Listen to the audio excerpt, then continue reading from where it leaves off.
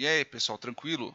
Bora para mais um videozinho aqui. Se porventura você já entendeu ou já entende o que está no campo do título do vídeo, pode pular esse vídeo é meio que facultativo, mas vamos lá. Eu vou falar para vocês, simplesmente para poder complementar o vídeo anterior, sobre as fases de treinamento do nosso modelo. Então, vamos considerar, como eu disse, o exemplinho lá para poder verificar se o bichinho que você está vendo é um periquito ou não. Veja aqui, eu vou tentar fazer o biquinho do periquito. Biquinho do periquito. O periquito está meio doente aqui, mas aqui é o periquito. Aqui, ó, pronto. Esse é o periquito. Beleza. Então vamos considerar que nós vamos fazer um modelo para poder identificar os periquitos. Ok? Então eu tenho... Tá aqui o periquitinho bonitinho. Então eu vou ter, sei lá, vamos considerar que eu tenha 1000 imagens, ok, de várias aves, entre elas algumas de periquitos. Vamos considerar que eu tenha, vamos deixar bem equilibrado. Eu tenho 500 imagens dos periquitos e eu tenho outras 500 imagens de outras aves, qualquer outras aves, ok? E eu vou criar o meu modelo para identificar se a foto é de periquito ou não é de periquito. Só que é o seguinte, como eu havia dito, se simplesmente nós jogássemos esse monte de imagens no algoritmo, seja lá se for uma rede neural ou qualquer outro algoritmo que você possa usar para poder criar o modelo, se você simplesmente colocar lá, não vai dar tão certo, né? Motivos que eu vou explicar mais para frente. Então, o que eu tenho que fazer? Eu tenho que criar um modelo e conseguir verificar o meu modelo se ele está bom ou não. Se ele está fazendo uma classificação certa ou não. Porque pode ser que eu simplesmente jogue esse monte de valores, esse monte de imagens no modelo e ele simplesmente saia classificando qualquer coisa. Eu jogo, sei lá, um tucano e ele classifique como periquito. Né? Um tucano com aquele bicão gigantesco. Né? Que eu nem lembro mais como é que é o bico do tucano. Né? Vou fazer assim. Tá parecendo mais do Zé Curubu, mas tudo bem. Aqui um bico gigantesco e ele não conseguir classificar com um bico tão pequenininho. Ok? Então, como que nós fazemos? As duas partes principais existem em modelos mais... Quando eu estiver falando mais para frente eu posso entrar mais em detalhes, mas pelo menos em questão de início eu vou passar a parte mais prática, mais fácil. Que existem duas partes. Que nós estamos falando sobre a parte de treino do nosso modelo e a parte de teste do nosso modelo. Então, o que nós fazemos? Isso o próprio Python tem uma função, inclusive, a qual ele consegue já deixar bonitinho para vocês. Que é pegar estes dados aqui, embaralhar eles e separar uma certa quantidade em dados de treino e dados de teste. Então, destes 1000, né, então eu vou pegar 75% para treinar o nosso modelo e os outros 25% eu vou usar para testar o nosso modelo. Tem que ser 75 e 25? Não exatamente, né? Mas vamos pelo menos por enquanto tratar dessa forma. Na hora que nós usamos a função do Python, que inclusive eu vou mostrar na parte de programação, ele vai tratar dessa forma.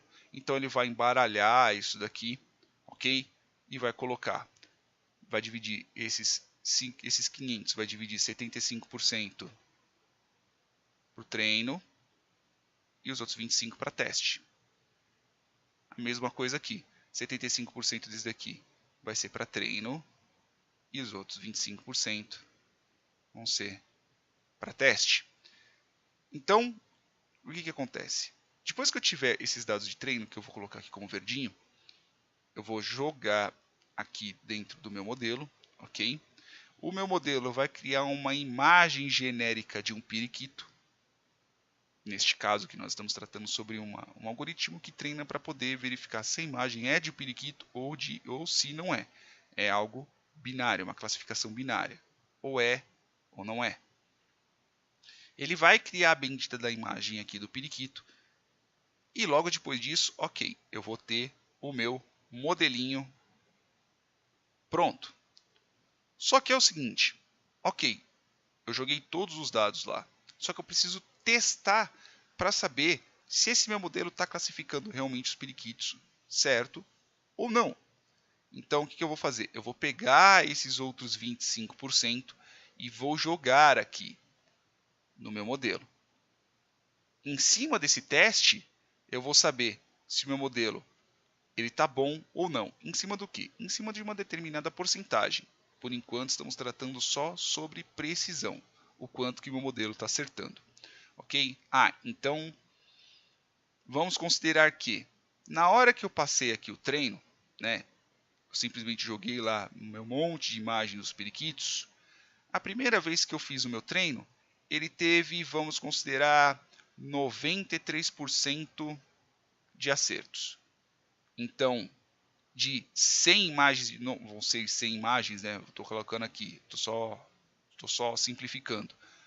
De 100 imagens que eu joguei de aves, etc., ele acertou 93%. Então, delas ele acertou, sei lá, X, né? Um determinado número, ele acertou 93%. Só que, na hora que eu joguei no teste, aqui, ele acertou, vamos dizer assim, 90%. Pô, meu modelo tá bom, tanto no treino quanto no teste. Não sei se vocês conseguiram entender, mas estes dados de teste, eles estão fora do meu modelo inicial, eles estão fora do meu treino. Então, essas aves, esses 25% que eu separei da minha base, eles não entraram aqui no meu modelo. Então, são dados novos que eu estou colocando lá. Então, putz, será que meu modelo realmente conseguiria identificar um periquito se ele visse um periquito novo ou não? É para isso que serve o treino e o teste. Então, os dados de treino eles são separados dos dados de teste, que é para o meu modelo verificar se com dados novos, com dados de testes novos, se ele vai identificar se aquilo é um periquito ou não. É lógico que eu estou simplesmente só falando um exemplo bem zé, ok? Poderia ser os dados dos valores das casas, poderia ser, como eu disse no vídeo anterior, o valor das cartas de Magic, ou se a imagem tem um determinado tumor ou não, e etc. E só para poder terminar aqui o vídeo, quando eu falei sobre 75-25, isso vai ficar a critério de exemplo, tá? Nos meus vídeos eu vou usar isso daqui. O que acontece? Quando nós estamos tratando sobre o padrão 75-25, é que nós temos uma quantidade fixa de dados. Então, um bom exemplo. O exemplo que eu digo que é o exemplo do hospital. O meu hospital, eu tenho, vamos considerar assim, eu tenho 1000 imagens, ok? De raio-x. Tenho 1000 imagens de raio-x, ou para escrever errado, é um U, tá? De raio-x, ao qual algumas têm alguma imagem de algum tumor, outras não, né? Ou alguma alteração, seja lá qual o problema qual eu tenha. Em cima disso, eu vou fazer a separação 75-25 e rodar para ver se meu modelo cria um padrão de imagens tumorais, por exemplo. Só que aqui eu tenho algo fechado. Eu não vou aumentar essa quantidade. Já quando nós estamos tratando do Google, por exemplo, o Google, uma imagem de periquitos, são infindáveis periquitos que ele tem. São tanto de pessoas que estão batendo fotos pela internet, quanto de pessoas que tenham sites especializados em periquitos que sobem essa imagem no próprio Google, e o Google usa essas imagens, estou só usando de exemplo, usam essas imagens para poder criar um super modelo de reconhecimento de periquitos. Então, vamos considerar que o Google tenha, sei lá, 3 terabytes de imagens de periquitos. E vamos considerar que ele tenha mais, sei lá, mais 5 terabytes de imagens de não periquitos, de outras imagens. Veja, ele não precisa separar 75% e 25% em cima disso. Eu posso criar uma amostra. Quanto que é essa amostra? Aí vai depender do quão preciso esse modelo tem que ser.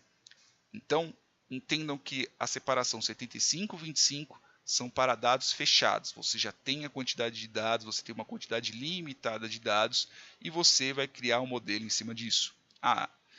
E se porventura tiver uma quantidade muito grande, você não precisa separar em 75, 25. Pode ser que você use só, sei lá, 10% disso. Pode ser que esses 10% sejam 1 tera. Então já é dado pra cacete para você poder colocar no modelo, para ele poder rodar. Não se esqueça que você também tem a parte computacional e, enfim, outras variáveis ao qual você tenha para poder montar o seu modelo, para poder resolver o seu problema. É um pouquinho complicado, galerinha? É, mas tô aqui para tentar deixar o assunto mais bonitinho e mais fácil. Agora no próximo vídeo eu vou entrar nesses dois cornos aqui, sobre treino e teste. Por quê? Pode ser que meu modelo não esteja tão legal, não é simplesmente só você jogar isso. Lógico, dá para você mexer no seu modelo, você mudar algumas variáveis para deixar ele mais legalzinho de acordo com o seu problema.